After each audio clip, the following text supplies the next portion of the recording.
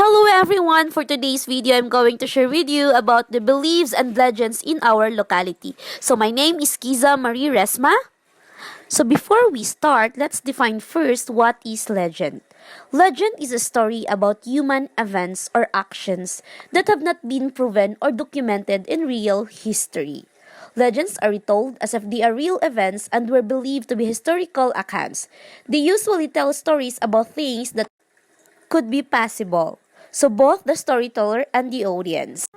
So according to the Libona history, gold had flourished in the locality that prompted people from neighboring towns to flock into this place in quest for golden fame and fortune.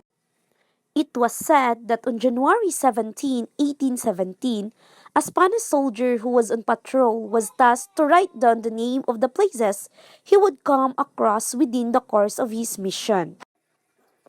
He happened to pass by upon a group of men who were digging gold on one of the gold mines. Talking in Spanish, the soldier inquired about the name of the place. The natives, who did not understand the language, thought that the soldier was asking them how many gold stones they have already gathered. In response, they answered Libona, meaning 1,000 already. So the Spanish soldier jotted the word Libona in his record book, believing it was the name of their locality. After then, Libona was once a municipal district of Maloco, now the municipality of Manolo Fortich Bukidnon.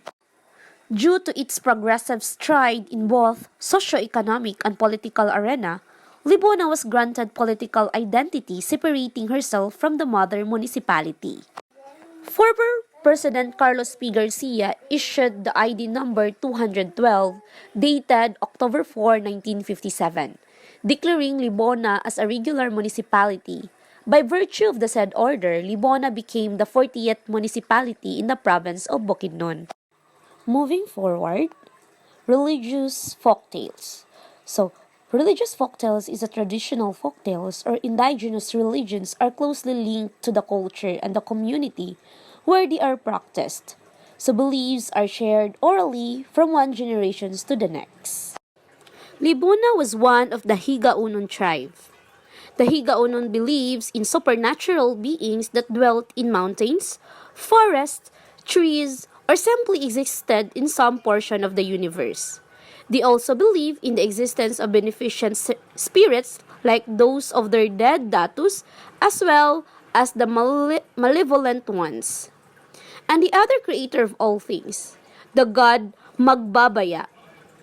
Rituals and ceremonies have remained as part of the Higaonon way of life until the present.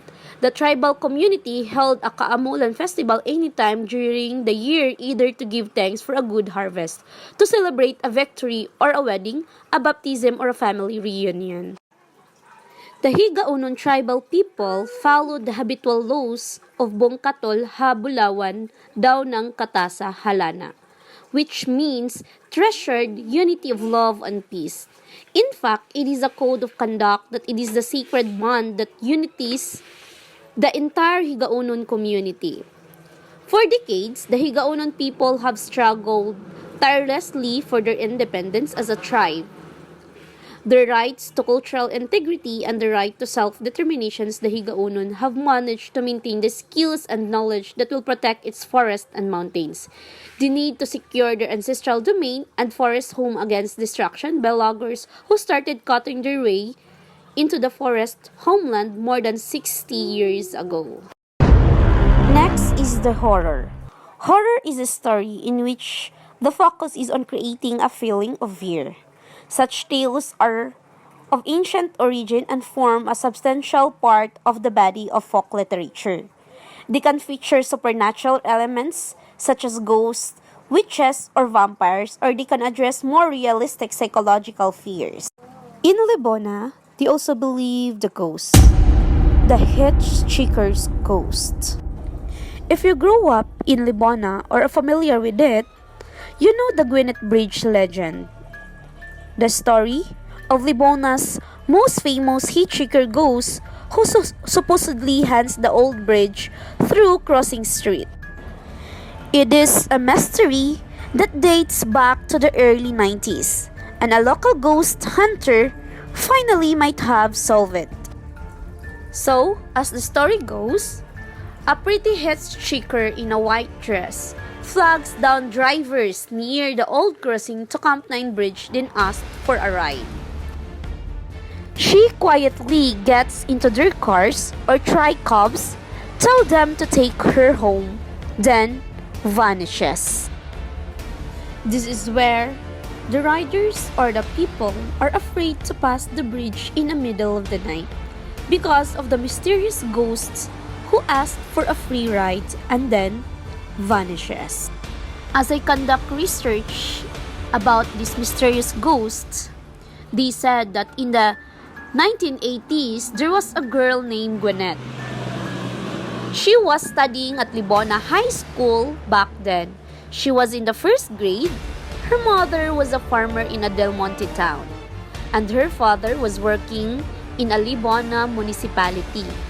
Their family was a religious and also a very kind-hearted person. But Gwyneth is different from them. She was hard-headed, undisciplined, got what she wanted, and she always disobeyed her mother's rules. Last but not the least, she loved to mingle with boys, ride her, drunk there, even if she doesn't totally know them all. One night, Gwyneth asked her mother for permission to go out with friends, but her mother said no. Because Gwyneth was hard-headed, she was disobeyed her mother in the middle of the night. When her mother and father were asleep, she asked her friends to wait for her outside their house. Then let Gwyneth leave their house with her friends. They go to a place where they can drink as much as they want. When she was overly drunk, all her male friends raped her and choke her until her last breath. Then threw her near the bridge for crossing to Camp 9 and covered her with pineapple tops. Then after, her family declared Gwyneth missing. 1 week after, one of the pineapple planters saw the body of Gwyneth covered with tops. There are no clothes or undergarments at all, and she smells very bad because she almost died a week ago. The cause of her death was not yet known, so the family was still fighting for justice for their daughter.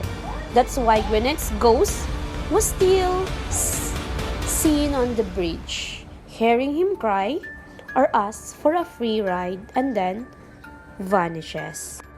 So this is the story of Gwyneth's bridge legend. In conclusion, local myth and legends, horror, are an important part of human culture that has historically shaped the way people perceive the world around them.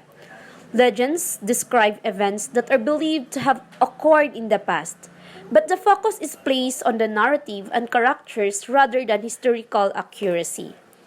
While it is often hard to determine whether the events described in legends and horrors are true, it does not undermine their cultural value.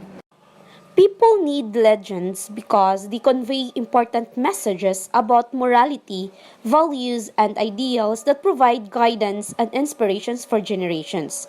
On the other hand, folktales were often employed to share a common history to reinforce cultural values or highlight important traditions.